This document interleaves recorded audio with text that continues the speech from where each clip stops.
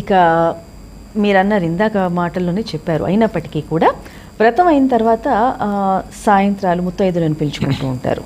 అంటే ఈ తాంబూలం ఇచ్చే విధానం ముత్తైదులకి దాంట్లో ఆంతర్యం ఏమిటంటారు?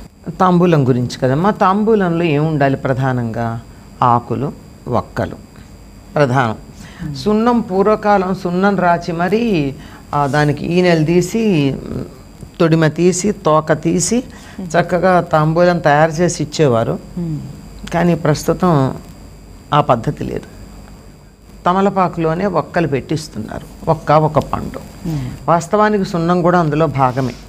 ఎందుకు ఇస్తాము ఇదంటే, స్త్రీలకు ఉండేటటువంటి దోషాలు ఏం చెప్పుకున్నాం? చంద్రదోషం ఒకటి, కుజదోషం ఒకటి. అవును.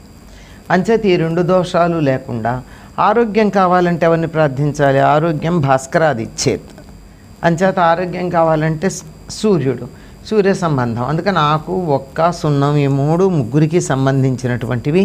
ఇవి దానం ఇచ్చినట్టయితే తత్సంబంధమైన దోషాలు ఏమైనా జాతకంలో ఉంటే పోతాయి. అందుకని ఇవి దానం ఇవ్వమని చెప్తారు. అసలు మినిమం ఎంతమందికి ఇవ్వాలమ్మా? మంగళగౌరికి అయితే కొన్ని ప్రాంతాల వాళ్ళకి మొదటి సంవత్సరం 5, రెండో సంవత్సరం 10, మూడో సంవత్సరం 15, 4, 20, 5, 25 అట్లా ఇస్తారు. ఇది తప్పనిసరి.